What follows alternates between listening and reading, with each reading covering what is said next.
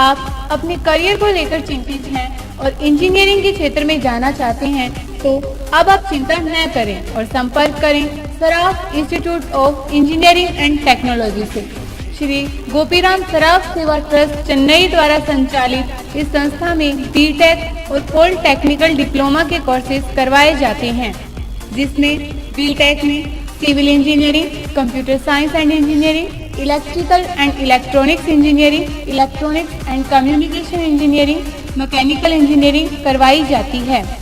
Polytechnical diploma में electrical engineering, mechanical engineering करवाई जाती है। इसके अलावा महाविद्यालय में आधुनिक कंप्यूटर लैब, साइंस लैब, विशाल लाइब्रेरी, इंडोर आउटडोर खेल सुविधा, लड़के व लड़कियों के लिए अलग अलग छात्रावास सुविधा, कैंटीन सुविधा, विशाल खेल के मैदान आदि सुविधाएं हैं। तो संपर्क करें Saraf institute of engineering and technology, TB road extension, Gursar road, Hanumangarh town. नमस्कार, कार्यक्रम में आपका स्वागत है। मैं हूं गोपाल झा। आज हम रूबरू हो रहे हैं उस शख्सियत से जो कुशल संगठक हैं और बहुत बड़े रणनीतिकार भी। भाजपा के कद्दावर नेता हैं, स्वराज संकल्प यात्रा के बीकानेर के संयोजक हैं। जी हां, हम बात कर रहे हैं मालवीय नगर के भाजपा विधायक और पूर्व शिक्षा मंत्री कालीचरण सर्राफ की। सर्राफ साहब, कार्यक्रम में आपका स्वागत है। नमस्कार। सबसे पहले हम ये जानना चाहेंगे कि जैसे विधानसभा चुनाव का बिगुल बज चुका है, भाजपा किस तरह तैयारी में जुटी है? देखिए, भारतीय जनता पार्टी की तैयारी तो पूरे 5 साल चलती है जी। क्योंकि Bharatiya Janata party cadre based party है और हमारा नीचे तक कैडर है।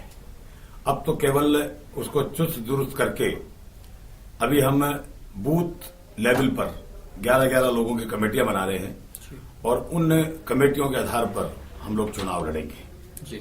और जहां तक उम्मीदवारों का सवाल है, उसके लिए सर्वे चल रहा है। सर्वे में जो व्यक्ति सबसे बढ़िया होगा, जिताऊ और टिकाऊ, उसी को हम टिकट देंगे और उसके आधार पर हम चुनाव लड़ेंगे, तो निश्चित रूप से हम जीतेंगे। जैसा कि कांग्रेस के उपाध्यक्ष राहुल गांधी ने कहा कि जुलाई तक शायद वो कुछ सूची जारी भी कर दें, कुछ उम्मीदवारों की घोषणा भी कर देंगे, तो क्या भाजपा भी इसी पैटर्न पे काम करेगी? देखिए, हम हमारे हिसाब से काम करते हैं, किसी अन्य पार्टी क्या करती है उसके आधार पर काम नहीं करते। समुचित समय पर प्रॉपरली सब काम होगा जी, पर हम किसी के नकल नहीं करेंगे जी, अपने हिसाब से काम करेंगे। अपने हिसाब से काम करेंगे। सराफ साहब, आप बीजेपी के बहुत कद्दावर नेता हैं, संघ से आपका जुड़ाव रहा है, आपने कई महत्वपूर्ण पदों पर काम किया। भैरव सिंह जी के समय में आप मंत्री थे। हम जानना चाहेंगे कि भैरव सिंह जी के समय जो भाजपा थी और आज वसुंधरा जी के साथ जो भाजपा है उनके कार्यकाल में, दोनों में क्या फर्क महसूस करते हैं आप? देखिए, मूल रूप से विचारधारा का जहां तक सवाल है, चाहे भैरव सिंह जी के समय भारतीय जनता पार्टी सरकार में थी और फिर वसुंधरा जी के समय रही, तो उसमें तो कोई मूलभूत अंतर नहीं है। पर जो लोगों को अंतर नजर आता है उसका कारण यह है कि अब पार्टी का विस्तार बहुत ज्यादा हो गया, गांव-गांव में पार्टी का विस्तार हुआ है, इसलिए लोगों को नजर आता है। बाकी कोई ऐसी बात नहीं है। नहीं, कामकाज की बात करें कि वे दो नेता हैं, वो भी लोकप्रिय बहुत। भैरव सिंह जी का नाम जब हम लेते हैं तो भैरव सिंह जनता पार्टी के नाम से लोग बीजेपी को ज्यादा जानते थे, ना कि भारतीय जनता पार्टी के नाम से। नेचुरली उस समय भैरव सिंह जी का नेतृत्व था, इसलिए गांव-गांव में लोग भैरव सिंह जी के नाम से पार्टी को जानते थे। और अब क्योंकि वसुंधरा जी का नेतृत्व है, इसलिए वसुंधरा जी के नाम से गांव में लोग जानते हैं। पर ऐसा कोई परिवर्तन मुझे तो लगता नहीं। हम जानना चाहेंगे जो कामकाज यानी कार्य प्रणाली में जो अंतर है, भैरव सिंह जी का काम करने का अपना तरीका था, वो सब नेताओं का अपना अपना नजरिया होता है, अपना अपना तरीका होता है जी। पर मूल रूप से भारतीय जनता पार्टी का जो काम करने का तरीका था उसमें वो अभी भी वैसा ही है जी। भैरव सिंह जी की जब हम बात करते हैं तो आखिर समय में भैरव सिंह जी जब स्वर्गवास हुए तो उससे कुछ समय पहले तक जो उनकी स्थिति थी पार्टी में, बिल्कुल उनको अलग थलग कर दिया गया था। ऐसा कुछ नहीं है। वो जब एक बार उपराष्ट्रपति जैसे बड़े पद पर पहुंच गए तो उसके बाद वो पार्टी के अंदर दोबारा से उन्होंने सक्रिय होने का किया, तो मार्गदर्शक की भूमिका उनकी हरदम रही। पर बाकी कोई अलग थलग कर दिया ऐसा तो कुछ। लेकिन उन्हें पुराना खंडहर तक कह दिया गया था पार्टी। नहीं, ये देखिए किस संदर्भ में वो बात कही गई, उसको लोगों ने, मीडिया ने विशेष रूप से और भैरव सिंह जी के साथ जोड़ दिया, ऐसा कुछ नहीं था। पुराने खंडहर कैसे होंगे? जो पार्टी के स्तंभ हैं, पार्टी की जिन्होंने स्थापना की, तो पार्टी हरदम उनके मार्गदर्शन में चली है। नहीं, आपको नहीं लगता कि शेखावत जी की उपेक्षा इतनी ज्यादा हुई, खासतौर पर उनके भतीजे प्रताप सिंह को भाजपा छोड़ना पड़ा और वो कांग्रेस का दामन थामना पड़ा, तो ये कहीं न कहीं शेखावत के परिवार की उपेक्षा की गई? नहीं, ऐसा नहीं है। ये तो भैरव सिंह जी स्वयं भी नहीं चाहते थे कि प्रताप सिंह भारतीय जनता पार्टी में रहे जी, क्योंकि उनका अब ये जी हम सब अब ये जानेंगे भाजपा की जब हम बात करते हैं तो भाजपा के बारे में सबसे जो बड़ा आरोप है कि उसका जो मूल एजेंडा था, 3 एजेंडे थे और तीनों से भाजपा अलग थलग पड़ गई या मुंह मोड़ लिया। इस आरोप से आप कितना इत्तेफाक रखते हैं? देखिए, ये सब कहने की बातें हैं। भारतीय जनता पार्टी ने अपना मूल एजेंडा कभी नहीं छोड़ा। जब अटल बिहारी वाजपेयी देश के प्रधानमंत्री बने तो हमारा एजेंडा था कि परमाणु विस्फोट हम करेंगे, परमाणु शक्ति से देश को मजबूत बनाएंगे, और हमने किया। हमारा सपना था कि स्वर्णभुज योजना से पूरे हिंदुस्तान में सड़कों का जाल बिछाएंगे। प्रधानमंत्री सड़क योजना ये अपने अटल जी के समय की देन है। हमने पूरे हिंदुस्तान को सड़कों से जोड़ा, एक इंफ्रास्ट्रक्चर डेवलप किया। जी। अब जहां मूल एजेंडे से हटने की बात है, जिस दिन भारतीय जनता पार्टी पूर्ण बहुमत में सेंट्रल में आएगी तब हम हमारा मूल एजेंडा लागू कर सकते हैं। अब यदि हमारी सीट आएगी चाहिए 270 सीट, हमारी सीट आएगी 180, तो बाकी जो 90 सीटों के लिए हम लोगों से एडजस्टमेंट करेंगे, तो कुछ हमें छोड़ना पड़ेगा, कुछ वो छोड़ेंगे, तभी सरकार बनेगी।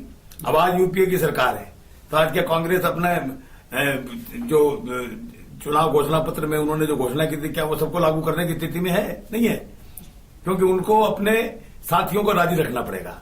उसी प्रकार से अटल जी के समय ये प्रयोग हुआ। 24 पार्टियों की मिलकर के केंद्र में सरकार बनी और 5 साल तक अटल जी देश के प्रधानमंत्री रहे, और लोग कहते हैं कि सबसे सफलतम प्रधानमंत्री के रूप में आज अटल जी को जाना जाता है। जी।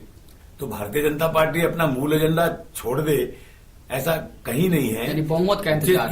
जिस दिन अब बहुमत का मजबूरी है आज हिंदुस्तान में, और कोalition की गवर्नमेंट बन रही है, ये मजबूरी है देश की। जी। जिस दिन हमारा क्लियर मेजोरिटी के साथ केवल और केवल हमारी सरकार बनेगी, उस दिन हम मूल एजेंडा निश्चित रूप से लागू करेंगे। जी, जैसा केंद्र में भी आप विपक्ष में है, राजस्थान में भी विपक्ष में है, लेकिन जनता का खुल्लम खुला आरोप है कि भाजपा विपक्ष की जिम्मेदारी को पूरी तरह निर्वहन नहीं कर पाई।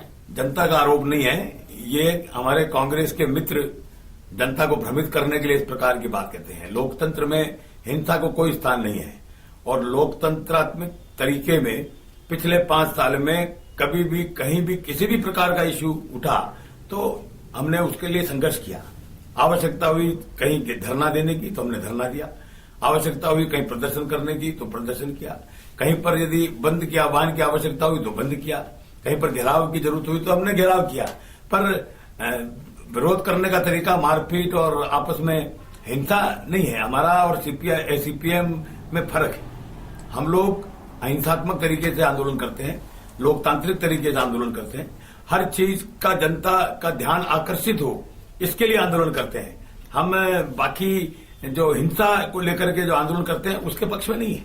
यानी विपक्ष की भूमिका आपने निभाई? विपक्ष की भूमिका बखूबी निभाई। इसमें यदि कोई आरोप लगाता है तो वो जनता को भ्रमित करने का काम है। लेकिन इस आरोप पे कहीं न कहीं पुष्टि नजर आती है, खासतौर पर तब जब गहलोत सरकार की ताजपोशी हुई थी। आपकी माननीय नेता वसुंधरा जी ने एक छाया मंत्रिमंडल का निर्माण किया था, गठन किया था, जिसमें आप भी मंत्री थे। छाया लेकिन वो छाया मंत्रिमंडल की ना तो कभी बैठक हुई, ना किसी कामकाज की समीक्षा की गई। आपको गलतफहमी है। छाया मंत्रिमंडल की विधानसभा के सत्र के दौरान, छाया मंत्रिमंडल का मतलब ये था कि विधानसभा सत्र के दौरान जो मंत्री, जिस विभाग का मंत्री हमने बनाया, वो उस विभाग की समस्याओं को ढंग से उजागर करे। जैसे मेरे पास यूटीएच था छाया मंत्रिमंडल में, तो विधानसभा की कार्यवाही आप देख लीजिए, जितना नगरीय विकास और स्वायत्त शासन के मामले में मैंने प्रश्न उठाए, मैंने जो बोला विधानसभा में सबके सामने है। इसी प्रकार से किसी के पास सार्वजनिक निर्माण का था तो उन्होंने सार्वजनिक निर्माण की बातें उठाई, किसी के पास शिक्षा का मामला था तो उन्होंने शिक्षा की उठाई। ऐसा कुछ नहीं है, और विधानसभा में अपना एक तरीका होता है किसी भी समस्या को उठाने का। पर सबसे बड़ा दुर्भाग्य यह है कि कांग्रेस की सरकार विधानसभा सत्र से हर बार भागी। उन्होंने सत्र चलाने की कोशिश नहीं की। जी हम लोगों के बार बार प्रयास के बाद वो हर बार बीच में भागी। जी कहा जाता है कि जो काम कांग्रेस सत्ता में रहते हुए 40 साल में नहीं कर पाई, गलत काम, वो भाजपा ने 6 साल में जब शासन में आई तो भाजपा बिल्कुल ये भी एक कपोल कल्पित बात है। पिछली बार लोग याद करते हैं कि भारतीय जनता पार्टी का जब राज आया और वसुंधरा जी राजस्थान की मुख्यमंत्री बनी तो कई इस प्रकार के काम हुए जिसके बारे में कल्पना नहीं की जा सकती। जैसे हमने 10 लाख लोगों को रोजगार दिया, हमने पूरे राजस्थान में 50,000 से ज्यादा स्कूल या तो नए खोले या क्रमोन्नत किए।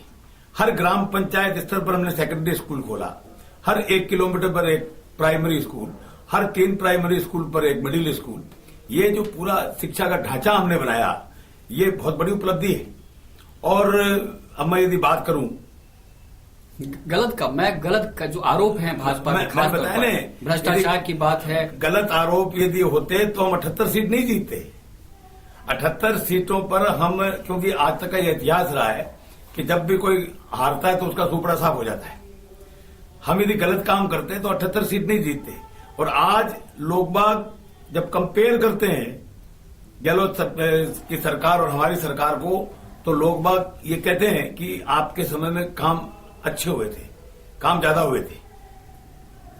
और उसी का परिणाम है कि अभी जो स्वराज संकल्प यात्रा पूरे राजस्थान में निकल रही है, जिस प्रकार से जनता का समर्थन मिल रहा है, तो यदि हम गलत काम करते तो लोग हमारे साथ नहीं लगते। जी आपने स्वराज संकल्प यात्रा की बात की है, मैं बीच में टोकता हूं आपको कि स्वराज संकल्प यात्रा में मुद्दे की बात कम हो रही है और व्यक्तिगत छींटाकशी ज्यादा हो रही है, बिल्कुल लफाजी हो रही है, चाहे आपकी तरफ से हो या गहलोत की जो संकल्प यात्रा। ये शुरुआत अशोक गहलोत साहब ने की जब हमने स्वराज संकल्प यात्रा की घोषणा की कि हम 4 अप्रैल से 4 भुजाजी से स्वराज संकल्प यात्रा प्रारंभ करेंगे। तो हमारे कांग्रेस के मित्रों ने भी ये घोषणा की कि हम भी संदेश यात्रा निकालेंगे। होना तो ये चाहिए था कि कांग्रेस के लोग जब संदेश यात्रा निकाल रहे थे तो वो अपने 4.5 साल की उपलब्धियों का बखान करते और लोगों को ये बताते कि हम आप दोबारा सत्ता में आएंगे तो हम क्या करेंगे।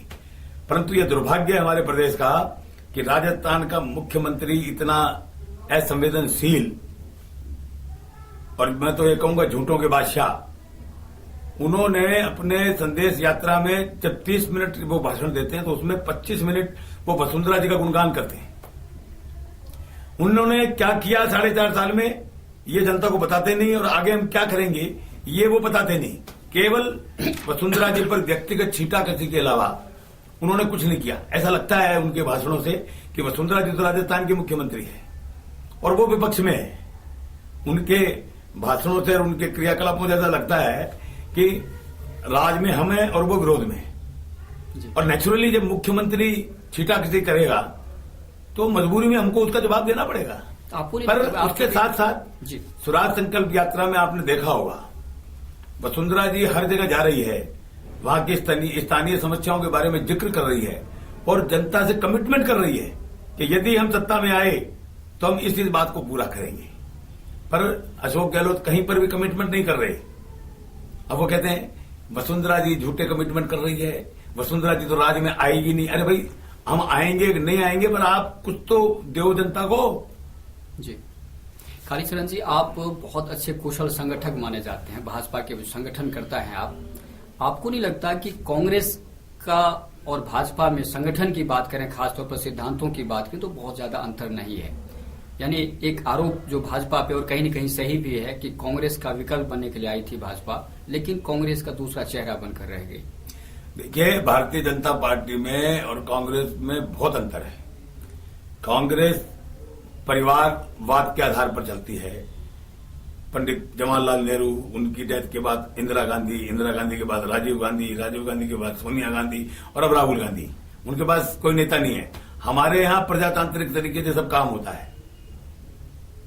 और जहां तक सिद्धांतों का सवाल है, मैं यदि ये कहूं कि हिंदुस्तान में केवल और केवल भारतीय जनता पार्टी एक ऐसी पार्टी है कि जिसके अपने सिद्धांत हैं और सिद्धांतों के आधार पर वो पार्टी चलती है।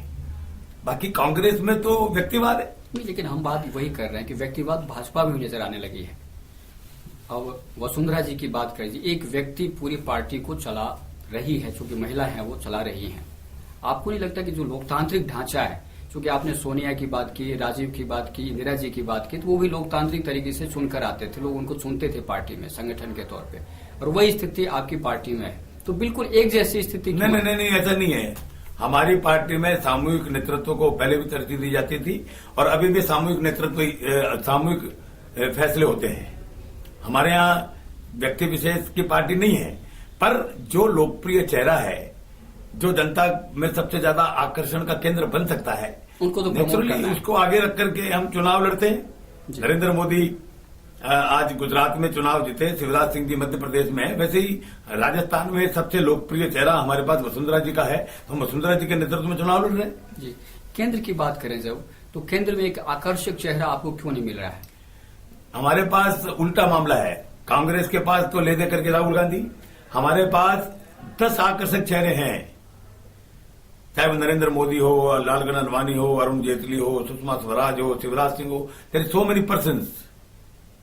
तो नेचुरली, जैसा कि हमारे राष्ट्रीय अध्यक्ष जी ने कहा है कि जब प्रॉपर समय आएगा चुनाव के समय, तो निश्चित रूप से किसी न किसी की लीडरशिप में चुनाव लड़ेंगे। आपकी पसंद कौन है? जिन नेताओं का नाम लिया है आपने, आपकी पसंद कौन? सब नेता हमारे आदरणीय हैं और सबका हम सम्मान करते हैं। जो राष्ट्रीय नेतृत्व, जो शीर्ष नेतृत्व जिसका नाम भी अनाउंस करेंगे, उनके साथ है। जी, अब प्रदेश की राजनीति की बात करते हैं। तीसरा मोर्चा कहा जा रहा है कि धीरे धीरे पैर पसार रहा है, पैठ बना रहा है, मजबूत स्थिति में है, तो क्या इससे भाजपा को नुकसान नहीं होगा? देखिए, जहां तक राजस्थान का सवाल है, तीसरे मोर्चे की बात करना एक कल्पना के समान है। यहां कांग्रेस और बीजेपी में वोटों का ध्रुवीकरण पहले भी हुआ है और वोटों का ध्रुवीकरण इन दो पार्टियों के बीच में होगा। जी, तीसरे मोर्चे का खासतौर पर तब ये सवाल उठता है राजस्थान में कोई भविष्य नहीं है। जब बसपा जैसी पार्टी को 6 सीट जनता दे देती है, माकपा 3 सीट पे है, तो धीरे धीरे जो कद बढ़ रहा है। ये अब 6 सीटें आई, 6 को 6 सब जाके कांग्रेस में मिल गए, लेकिन जनाधार तो है। अब जनता ये सोचती है कि अरे किसको, इनको जिताने से फायदा क्या है? 6 सीट जीते, 6 के 6 ही कांग्रेस में मिल गए, कहाँ है जनाधार? लेकिन अब हम बीकानेर संभाग की बात करें, चूंकि आप प्रभारी हैं स्वराज संकल्प यात्रा के, बीकानेर के संयोजक हैं आप। हनुमानगढ़ गंगानगर क्षेत्र की बात करें, 11 सीट है और 11 सीट पर एक इस बार जमींदारा पार्टी चुनाव लड़ने वाली है, और जमींदारा पार्टी के जो अध्यक्ष हैं वो अग्रवाल समाज से, और अग्रवाल समाज कहीं न कहीं भाजपा के वोटर रहा है। देखिए, अग्रवाल समाज का जहां तक सवाल है, अग्रवाल समाज किसी व्यक्ति विशेष के कारण किसी पार्टी के साथ नहीं लगता। ये बुद्धिजीवी समाज है और विचारधारा के आधार पर ये भारतीय जनता पार्टी के साथ जुड़ा हुआ था, जुड़ा हुआ है और जुड़ा हुआ रहेगा। अग्रवाल साहब सेंध नहीं लगा सकते भाजपा में? ना, कोई बीडी अग्रवाल, ये सब टेम्परेरी फेजेज हैं, इनसे कोई पार्टी को नुकसान नहीं होने वाला है। जी, एक बहुत बड़ा निर्णय लिया है भाजपा ने राजस्थान में खासतौर पर कि अब वो कार्यकर्ताओं के चंदे पर चुनाव लड़ेगी। आखिर क्या रणनीति है ये? देखिए, मैंने जैसा आपको पहले कहा कि भाजपा कैडर बेस्ड मास ऑर्गेनाइजेशन है, तो हमारा तो आधार ही कार्यकर्ता रहते हैं। कार्यकर्ताओं की राय से, कार्यकर्ताओं की सलाह से हम लोग उम्मीदवार तय करते हैं, जिताऊ और टिकाऊ उम्मीदवार तय करते हैं और उसके आधार पर हम चुनाव लड़ते हैं। कार्यकर्ता तो हमारे मेन रीढ़ की हड्डी है और कार्यकर्ताओं के आधार पर हम पहले भी चुनाव लड़ते हैं और अभी भी लड़ेंगे। जी, लेकिन चंदे की बात की, कार्यकर्ताओं से चंदा क्यों लिया जाएगा, जबकि पहले आप बाकी से चंदा नहीं लेंगे किसी उद्योगपति घराने से? नहीं, ऐसा नहीं है। कार्यकर्ताओं को ही लगना चाहिए कि मेरा भी योगदान पार्टी के साथ है, इसलिए हमने ये तय किया है कि हम किसी पूंजीपति से चंदा लेकर के और उसके गलत और सही कामों को हम करें। इससे बढ़िया है कि हम कार्यकर्ता, छोटे छोटे कार्यकर्ताओं से 100 रुपए से लेकर के 10,000 रुपए तक का हम कलेक्शन कार्यकर्ताओं से करेंगे और उसके आधार पर चुनाव लड़ेंगे, जिससे हमारी नीतियां किसी के दबाव में नहीं आए। जी, यानी एक जुड़ाव बना रहे कार्यकर्ताओं और नेताओं के बीच में, पार्टी के बीच में नहीं, सेतु बना रहे और किसी पूंजीपति से पैसा लेकर के उनके अननेसेसरी के दबाव में नहीं आए। जी, अभी एक बहुत बड़ा मुद्दा आया है और बहस हो रही है, खासतौर पर केंद्र में, पूरे देश में बात हो रही है कि सूचना के अधिकार के तहत पार्टियों को लाने की बात हो रही है। भाजपा भी खुलकर विरोध नहीं कर रही है, लेकिन पक्ष में भी नहीं है। कांग्रेस ने तो खुलम खुला विरोध ही कर दिया है। देखिए, जहां तक सूचना के अधिकार का सवाल है, चुनाव आयोग के माध्यम से हर पार्टी पारदर्शी तरीके से सब काम करती है।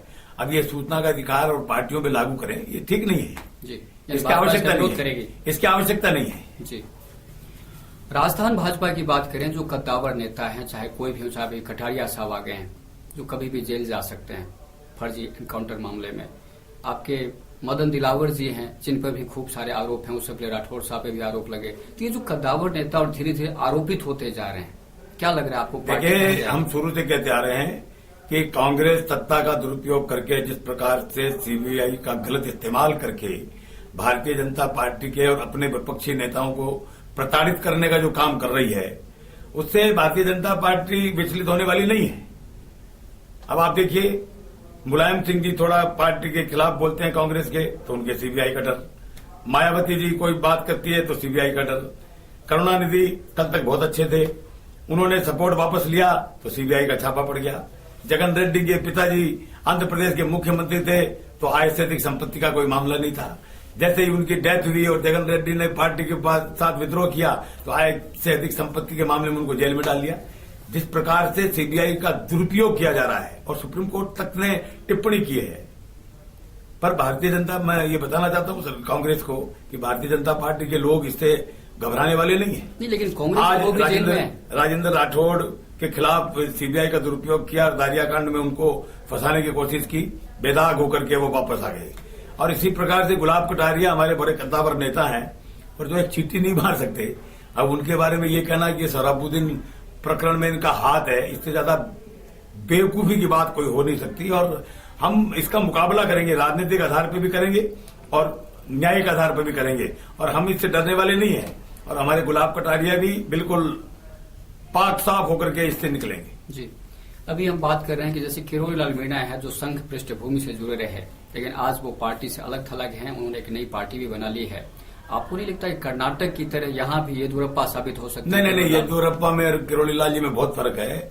और किरोड़ी लाल जी का जो ग्लैमर पिछली बार था, मुझे लगता नहीं कि इस बार वो कोई बहुत ज्यादा नुकसान कर पाएंगे। लेकिन भीड़ तो उनके साथ है आज भी। है, भीड़ तो काफी जुट रही है उनकी सभाओं में। भीड़ तो हेलीकॉप्टर देखने के लिए आती है, उनको देखने के लिए नहीं आती।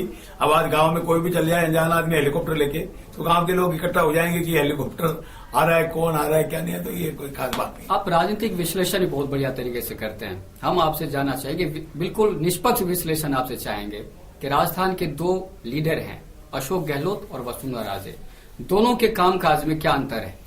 देखिए, अशोक गहलोत का जहां तक निष्पक्ष की बात कर रहा हूं मैं, साथ निष्पक्ष विश्लेषण, निष्पक्ष बता रहा हूं जी। वसुंधरा जी का विजन है किसी भी निर्णय लेने में दूरदर्शिता के आधार पर वसुंधरा जी निर्णय लेती है और उसके ऊपर अड़िग रहती है। और इसी का परिणाम है कि रिजल्ट ओरिएंटेड काम जितना वसुंधरा जी के राज में हुआ वो अब नहीं हो रहा। अशोक गहलोत की नीयत ठीक हो सकती है, पर एक तो यह निर्णय के शिकार है, निर्णय लेने की स्थिति में नहीं रहते। एक जो ब्यूरोक्रेसी है उन पर इनका कंट्रोल नहीं है, अधिकारी इनकी बात मानते नहीं है। अब निःशुल्क दवा योजना बहुत अच्छी योजना है, इन्होंने लागू भी की। जांच की योजना बहुत अच्छी योजना है, पर जमीनी हकीकत में देखा जाए तो ये कहीं भी इंप्लीमेंट नहीं हो रही। जी, बोल्ड नेता का गुण उनमें नहीं है, जबकि वसुंधरा हाँ, निर्णय के शिकार रहते हैं और विजन नहीं है। सबसे बड़ी बात है कि इनका विजन नहीं है। जी, आज राजस्थान को किस दिशा में ले जाना है, किस प्रकार का निर्माण राजस्थान में वो करना चाहते हैं, राजस्थान विकसित राज्यों की श्रेणी में किस प्रकार से आए, ये विजन जब तक नहीं होगा जब तक आप कुछ नहीं कर सकते। और इस मामले में हम वसुंधरा जी के कायल हैं। उनका विजन, स्पष्ट दिशा, दूरदृष्टि, राजस्थान किस प्रकार से आगे बढ़ सकता है, ये उनमें है। जी। और नौकरशाही पे अंकुश, ये वसुंधरा जी में, गहलोत साहब में नहीं है। जी, एक आखिर से पहले एक सवाल कि भाजपा अंतर्कलह से जूझ रही है, जैसा कि अभी वरिष्ठ नेता रामदास अग्रवाल ने भी कहा कि अभी कुछ नहीं हुआ है, अभी तो ये चल रहा है, जो भी चलने दो, लेकिन एक टिकट वितरण हो जाए फिर देखना पार्टी का अनुशासन कहाँ है। आप क्या कहते हैं? देखिए, अब ये निगेटिव सोच है। मेरा मानना यह है कि जब कोई पार्टी सत्ता में आने की ओर अग्रसर है तो निश्चित रूप से जैसे जैसे उसकी लोकप्रियता बढ़ती है तो हर जगह अपनी अपनी दावेदारी कई लोग प्रस्तुत करते हैं, पर टिकट एक को मिलेगा। इसलिए इस बार भारतीय जनता पार्टी ने यह तय किया है कि केवल और केवल हम सर्वे के आधार पर जो कार्यकर्ता जिताऊ होगा, जिसकी पब्लिक में पैठ होगी, जिसकी छवि अच्छी होगी, और जो जिताऊ के साथ टिकाऊ भी होगा उसको हम टिकट देंगे। और जहां तक विद्रोह का जहां तक सवाल है, भारतीय जनता पार्टी अनुशासित पार्टी है और यह हर बार होता है। 1-2% लोग तो देखिए अपवाद हर जगह मिलते हैं, पर भारतीय जनता पार्टी में ऐसा कोई विशेष फर्क पड़ने वाला नहीं है। राजनीति में जिताऊ और टिकाऊ ये दो शब्द जो है ना काफी प्रचलन में है, तो हमें लगता है कहीं न कहीं कि राजनीतिक दल खुद हताशा की स्थिति में है। अपने नेताओं पर भरोसा क्यों नहीं है नेताओं को, चाहे कोई भी पार्टी हो। जिससे हम बात करते हैं कहते जिताऊ और टिकाऊ, तो टिकाऊ होने पर नाउम्मीद क्यों होती है दूसरी पार्टी जैसे आपकी पार्टी? नहीं, उन्होंने भी बसपा के साथ 6 बेचारे जीते और वो सबके सब चले गए। तो ये आशंका भाजपा और कांग्रेस को क्यों है? नहीं, कांग्रेस भाजपा को आशंका नहीं है, पर ठोक बजा करके यदि हम नहीं देंगे, उसका पुराना इतिहास क्या है उसकी हम जानकारी नहीं रखेंगे और केवल जिताऊ हुआ इसलिए हम टिकट दे देंगे और टिकट जीत करके वो और चला जाएगा, तो ऐसा थोड़ी संभव है जी। तो जो जीतेगा, जनता ने जिस कमल के फूल पर विश्वास करके जिसको जिताया है उसको कमल के फूल के साथ ही रहना होगा, निश्चित रूप से ये तो देखेंगे। जी सराफ साहब, कार्यक्रम आए आपका बहुत बहुत धन्यवाद। धन्यवाद।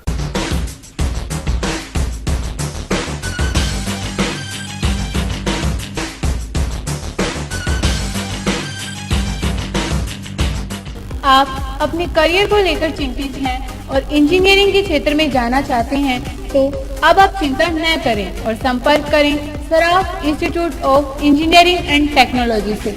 श्री गोपीराम सराफ सेवा ट्रस्ट चेन्नई द्वारा संचालित इस संस्था में बीटेक और पॉलिटेक्निकल डिप्लोमा के कोर्सेज करवाए जाते हैं, जिसमें बीटेक में civil engineering, computer science and engineering, electrical and electronics engineering, electronics and communication engineering, mechanical engineering करवाई जाती है। पॉलिटेक्निकल डिप्लोमा में इलेक्ट्रिकल इंजीनियरिंग, मैकेनिकल इंजीनियरिंग करवाई जाती है।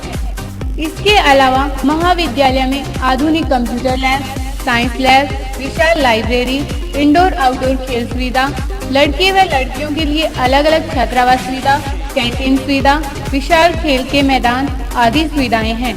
तो संपर्क करें Saraf institute of engineering and technology, TB road extension, Gursa road, Hanumangarh town.